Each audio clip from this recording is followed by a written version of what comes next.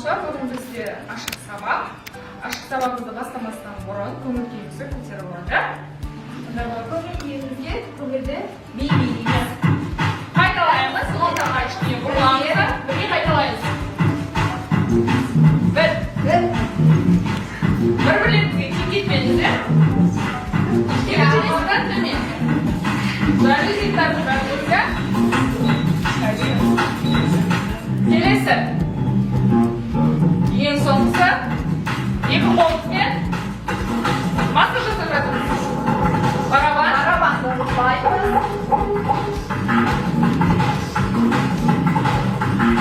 Екі қол жасаймыз.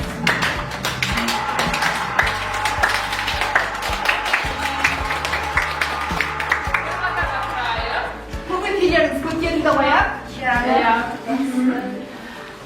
Бір физикалық жаттығу жасап алдық. Онда болатын болса, келесі кезең біз топқа бөлініп алады. Топқа бөлінбестен бұрын әрқайсыларыңызға кейіптерімізді ұсынатын боламыз. Ана жерде жазылып тұр white, black and pink. Яғни түстері бойынша, таңдаймыз, сол түске байланысты отыратын боламыз. Жай қасымыз бұрын топпен жұмыс жасау, топты тыңдай білу, әрбір қатысушы өз пікірін айту, біреу сөйлеген кезде оның сөзін бөлмеуіміз керек, жеке басты сыйлаймыз, өз топтарымызды білдіңіздер. Енді келесі кезекте бір-бірлеріміздің сыртқы көріністерімізді тексере кетсек, бір-бірімізге қараймыз, бір-біріміздің сыртқы көрінісіміз осы жерде барлығы түгел ме екен? Өз орындарыңызға жайғасамыз.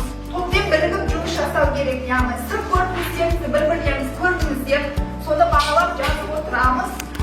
Және біз Нұржан апайымызбен бірге өзіміз бағалаймыз сіздерді. Біздің үй жұмысымыз бисквитті қамыр дайындау болған. Ондай болатын болса, барлығымыздың назарымыз тақтаға. Бұл ойында ойыншы нағыз кондитердің рөліне еніп, тәттілер әлеміне басқарады. Түрлі торттар, кекстер мен десерттер дайындап, олардың безендіріп, тапсырыстарды уақытында орындауы қажет болады екен. Кеттік. Бірінші жазбаны Асиден іздейміз. Жазбаны.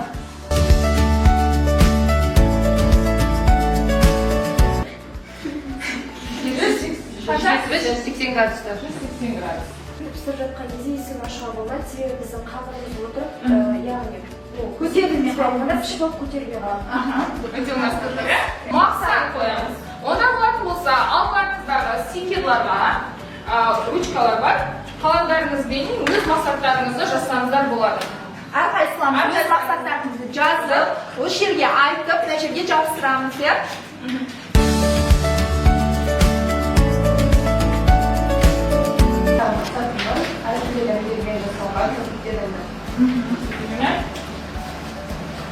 Айсұлу. Десертімен толық тұрғысы және қапкетті кремін жасап беремін. Келесі. Біздің мақсатымыз түрлі дәмдегі пәтке жасау, оларды маңыздырдай алсын. Келесі мақсатымыз әртүрлі дәмдегі түрлерін жасап, оларды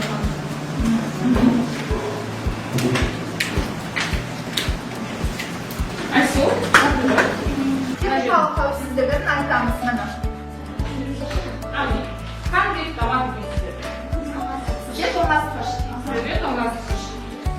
Яғни осы жабдықтарды қолдану ережелерін қайталаймыз. Сіздерге 3 минут уақыт. Ол конверталарды ашқан кезде бетпе-бет ашуға болмайды және алдында адам тұруға болмайды. Не себепті? Қалмау үшін, Және бұл жерде посуда тұрған кезде осы жерде Яғни таңдаса, соның градусы қанша минут екені көрініп тұрады. Миксерді басында қоспас бұрын біз бүкіл құрылғы дұрыс жиналғанын тексеріп алуымыз керек және де оның бұрайтын ыдыстары бәрі дұрыс бекітілгенін тексеріп алуымыз керек. қалып кетуі мүмкін немесе пышақ салған кезде Сұрақтарыңыз бар ма? Қалған тоқтар? Менде былай сұрақ болып тұр. Мысалы, сіз крем жасап жатырсыз, сізге мысалы бір затты қосу керек, ингредиентті, сол ингредиентті қосқан кезде сіз қалай қолданасыз? ең алдымен ол кезде мысалға примерно мысалға алатын болсақ, бұл қуат көзі 4-те тұр дейік. Қуат көзі 4-те тұрған кезде бұны алдымен өшіріп барып, өзіміздің затымызды дайындап барып қосамыз. Себебі ол обратно өзімізге ұшуы мүмкін. Егер біз бұны өшірмеген қосқан кезде, осыны бірінші өшіріп тастап барып, мынаны ашып, ашқаннан кейін барып, қараңыздар, міне былай ашылады. Ашылғаннан кейін барып, өнімді салып, қайтадан мынаны жауып, сосын ары қарай қайтадан бірден бастап, қуат көзін бірден бастап, ары қарай жәмеден көтеріп, біріккенше нығыздалғанша айналдырамыз. Өте керемет. Қалғандарыңызда сұрақ бар ма? Қалған топтарда? Сұрақ жоқ қой, иә? Жәмеде ең бірінші техника тексеру алуымыз керек. Ол жасап тұрған жоқ па деген сияқты. Содан кейін бізде тамақтарды салған кезде рет-ретімен салу керек. Бізде тамақтар өзінің мысалға кондитер тамақтар болады салады, және де фруктовый жемістер болса, ол бүкіл тамаққа тарап, ол тамақтың маргарин қолдануға болмайды, жаңа келді сіздерге сұрақ. Сары майды аламыз, сары май мен қантты біріктіреміз. Ванилинді қоссаңыздар болады бірге. Салынған ба тексеріп аламыз. Дайымыз. Бір қалыпты үстіне баспаймыз. Және әртүрлі немен қозғалыспен емес, бір ретпен жасаймыз. Немесе қолмен жасасаңыздар да болады. Сонымен қатар біз ұнды електен өткізіп алдық. Мысалы, сіздер елекпен де қоссаңыздар болады. Қоспалардың болмауы үшін біз оны електен өткіземіз. Араластырған кезде бір қалыпты араластыру керек. Оны қатты араластыруға болмайды. Өйткені не болуы мүмкін? Бисквит көтерілмей қалуы мүмкін. Негізі көбінесе бисквитті қамырларды жаңағы планетарлық миксерлерде дайындайды, иә. Ал егер планетарлық миксер болмаған жағдайда қарапайым миксермен жасау тәсілін біз сіздерге үйретіп жатырмыз. Қазір сіздер жаңағы планетарлық миксермен де қолдансаңыздар болады. Жасап көрсеңіздер болады, иә. Бірақ міндетті түрде техника қауіпсіздік ережелерін сақтаймыз. Қамырымызды бір келкі қыламыз. Яғни бұл жерде бисквитті қамыр кішкене қоймалы түрде болады. Өйткені ол бізде, яғни капкейктің өзі қандай мағынаны білдіреді, білесіздер ма? Кеседе ысынылған торт деген мағынаны білдіреді. Яғни оның кремі және бисквиті болады, бірақ ол тек қана бір адамға ғана арналады. Сол себептен бисквиттің әртүрлі дайындау тәсілі болады. Мысалы, ыстық және салқын тәсілі. Біз көбінесе салқын тәсілін білесіздер, мынау біздің капкейктардың ыдыстары. Яғни бұл бір ғана адамға арналған. Бұған неше грамм кетеді деп ойлайсыздар? Неше грамм болуы керек капкейк? 25-30 граммға дейін болады. Ал енді креммен қосқанда безендіруменен 50 граммға жетуі қажет болады. Біз кондитерлік қапқа салып жатырмыз, өйткені бізде жаңағы неге салған кезде, ыдысқа салған кезде ол бір қалыпты орналастырады. Немесе сіздерде кондитерлік не болмайтын болса, жағдайында қасықпен қолдансаңыздар болады. Бірақ ол жаңа бисквиттің тегіс жағылуына кішкене кедергі жасайды. Түсінікті ма? Өлшеуге ыңғайлы болады. Бөлге келтіріп алдық. Мына қамырымызды тура ортасынан жасайсыздар. Өйткені не себепті? Әртүрлі жаққа көтеріліп кетуі мүмкін. Сол себепті тура ортасына басып, осылай жасасаңыздар болады. Қарап көрсеңіздер болады жақынырақ. Және салмасын салу үшін мына жемді қолдануға және шоколадты қолдануға болады. Оны да ортасына салып жіберсеңіздер болады. Одан артық қолдануға болмайды.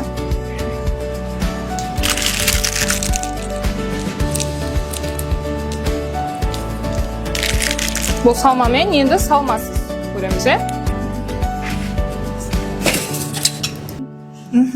Маффинді жаңағы какао және шоколад қосылған кекс деп те айтуға болады, Біз жаңа қанша градуста пісірдік?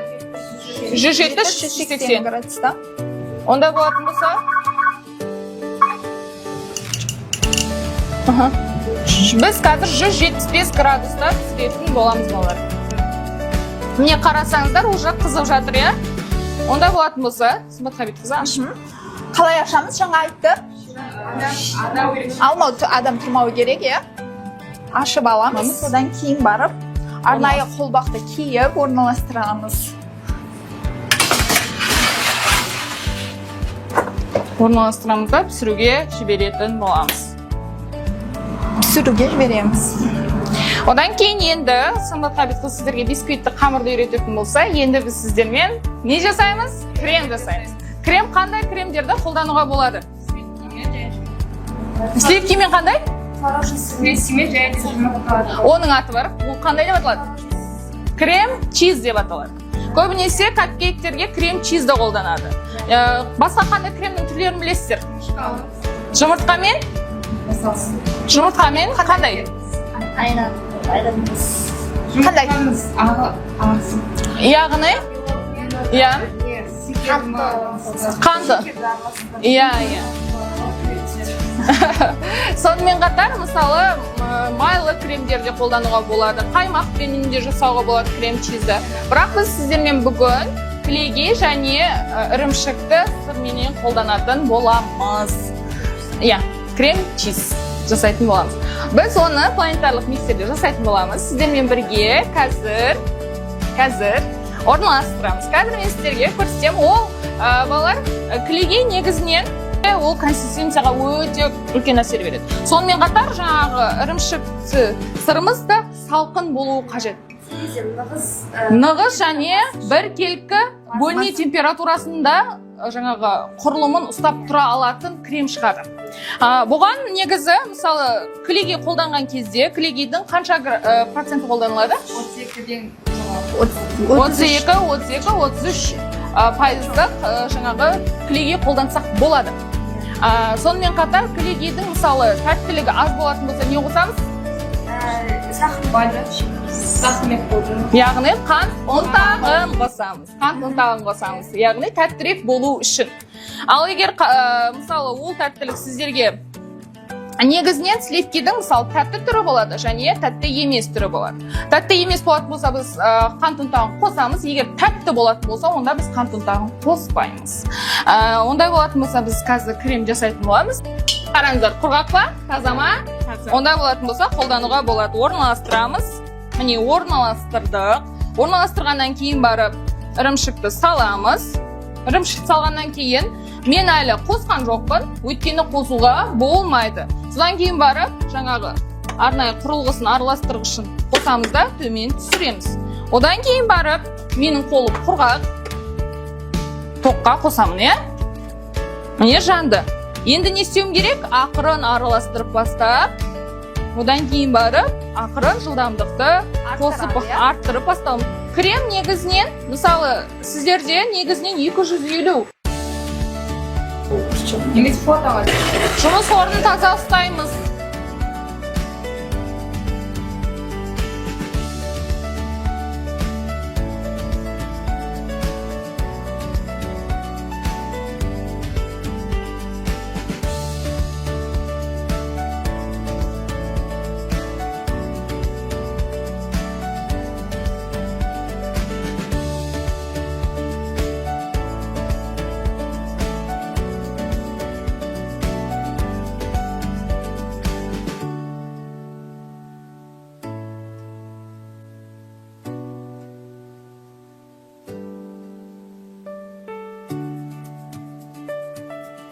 Білім алушылар бір-бірлерімізді бағалау үшін ең алдымен тарелканы аламыз. Әр топтан өз топ мүшесі шығады.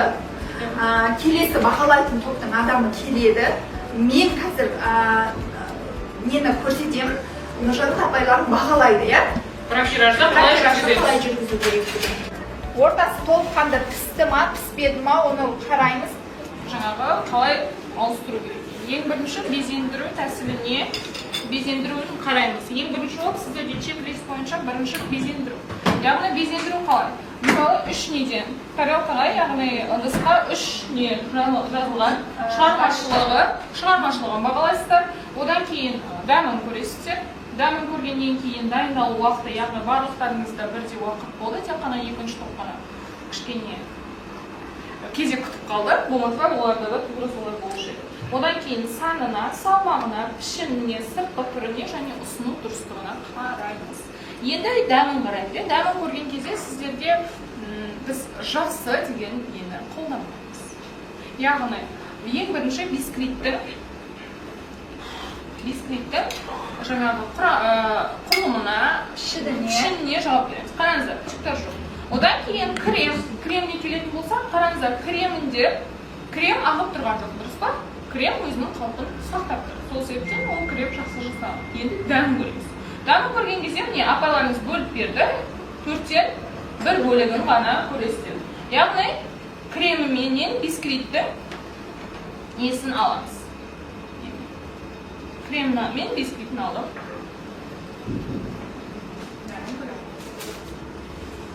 Ең бірінші бисквитке тән қанты 1 келкі жаңағы бөгде қоспаларсыз, сонымен қатар кремде қант 1 келкі, сонымен қатар кремде бөгде қоспалар жоқ. Яғни дәм тұзы татыған. Егер мысалы сіздерде біріншінде тек қана бисквитті алып жеуге болмайды. Негізі сіздерде жаңағы ұсынылған келетін кезде сіздерде тек қана бисквит ұсынылмайды ғой, креммен қосып. Яғни екеуінің жаңағы қосындысы қандай бағаланатын дәмін, сол кезде сіздер тамақтың дәмін тати аласыздар.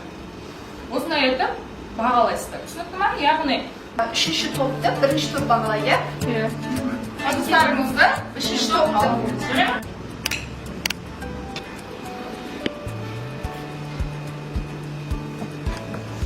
бисквиттің әсемделуін, түрін, салмағын, барлығын айтамыз. Бисквит өте көп піскен, қандай тығыз емес, мындай қатты тығыз емес. Бұл жағынан өте капкейктің тестісімен бірдей өттім, қамырмен.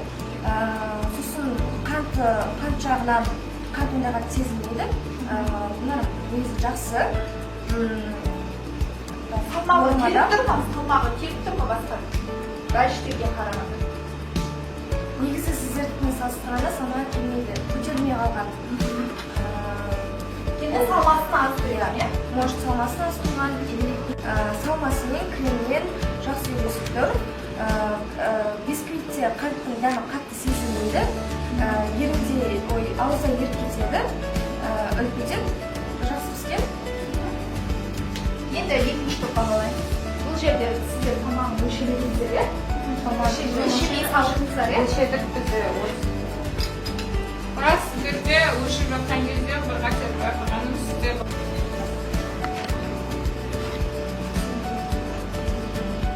негізі астынан алып, пышақпен ұстап көтеріп.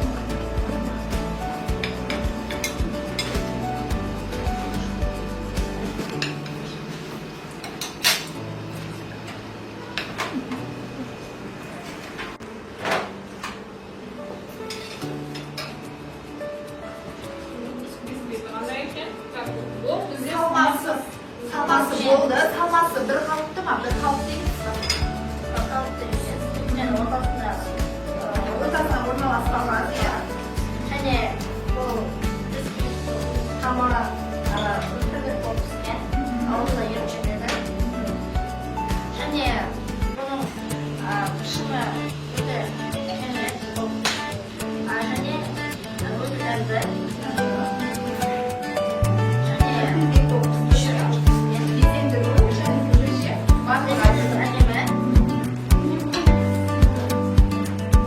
Бағалау парағын алып алыңыз. Қазір баға қойып отырасыздар. Енді жүріңіздер, бағалап болсаңыздар. Бағаларыңызды қойып алыңыздар, қорытынды бағаны шығарайық. Бірінші топ, екінші топты 94 деген баға бағалады. Екінші топ, үшінші топты 90 деген бағаны бағалады. Үшінші топ, бірінші топты 93 немесе 94 дөңгелек деп алыңыз. Математикаларыңызда дөңгелектеп алуға болады. Так, сіздердің бағаларыңызбенен менің бағамды салыстырайық. Ондай болатын болса, бірінші топқа мен 94 деген бағаны қойдым.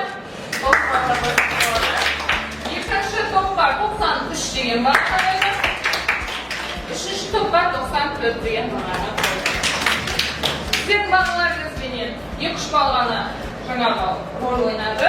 Ол сіздердің ең соңғы бірінші, екінші этап бойынша сіздерді келе жатқансыздар, бірақ жаңағы таразының ақауына байланысты сіздердің массаларыңыз әртүрлі болып қалуына байланысты сіздерде баға белгісі кері байланысты, яғни қызықты, құнды, қиын арқылы кері байланыс жасаймыз. Яғни осы сабақта сіздерге не қызықты болды, не құнды болды, және не қиын болды. Бір сөйленген айтсаңыздар болады. Айсұлу?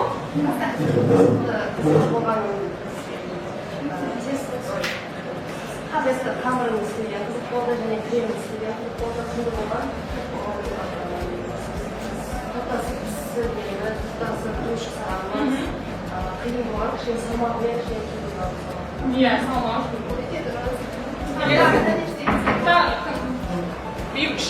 Үш топтан бір-бірден болсын, е? Жұмыс жасай алыңыздар, е? Сол күнгі есте қалатындай сәт болды. Қиын болғаны енді салманы салған кезде маған кішкене қиындық туғызды. Иә, өйткені сіздерге бір ана жаңағы кондитерлік қатты дұрыс кеспегеннен қиындық туындады, иә? екінші топта. Екінші топта? Қызықтысы біз бәріміз жасадық. Бірге жасадық, иә. Бірге жасадық, ал құндысы Қош жерсен болма. Қызықтысы бізге бүкіл екі группамен бірге қосып жасадық. Екі топпен де әрқайсының әр жағында жасаған тесталары, қамырлары ерекше болып, көмектесіп бір-бірімізге пайдаласып ең құнды болғаны бәріміз бір мақсатқа жеттік, әрқайсысын безендіріп, әртүрлі жаңа заттар үйреттік және қиыны болғаны Сүйікті қамырға капкейк бәлішін дайындап үйренуді. Мына жеттік бәрімізге барлықтарымызға сұрғаны алды. Ондай болатын болса, үй жұмысы сіздерде бисквитті қамырға капкейк бәлішінің бисквитті қамырдан енді сіздер рулет бәлішін, яғни рулет дайындау технологиясын үйренесіздер. Түсінікті ма? Түсінікті. Сіздерге рахмет ашық сабаққа қатысқандарыңыз үшін. Барлықтарыңыз атсалыстыңыздар.